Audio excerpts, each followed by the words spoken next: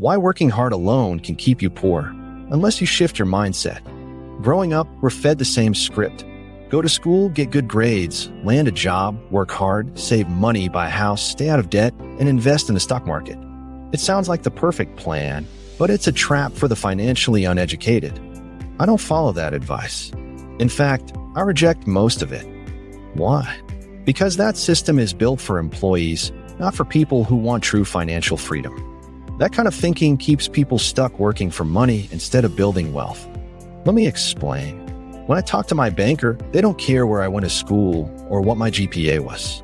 They care about my financial statement, my income, expenses, assets, and liabilities. That's what tells the real story. If you're working hard for a paycheck, your biggest expense is likely taxes. And that's no accident. A graduated income tax is actually one of the pillars of communism, according to Karl Marx. The more you make from a job, the more you're taxed. Meanwhile, capitalists, those who earn from assets, can often legally avoid those same taxes.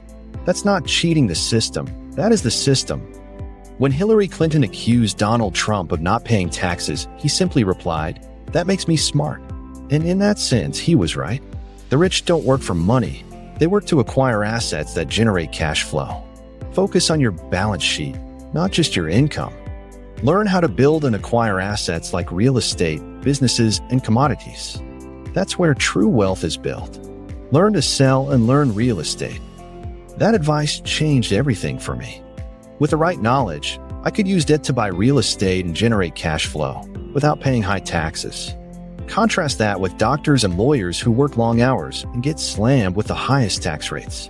They may be brilliant in their fields, but they're financially illiterate. Schools teach us to be employees. The cash flow board game I created is designed to rewire your thinking. It teaches you how to focus on cash flowing in and staying in, not leaking out through taxes and liabilities. But don't just play the game once. Play it repeatedly. Teach others. That's how you train your brain to think like an investor. So many people rely on 401ks filled with paper assets, stocks, bonds, mutual funds, thinking they're playing it safe. But in reality, they're putting their future in the hands of a volatile market.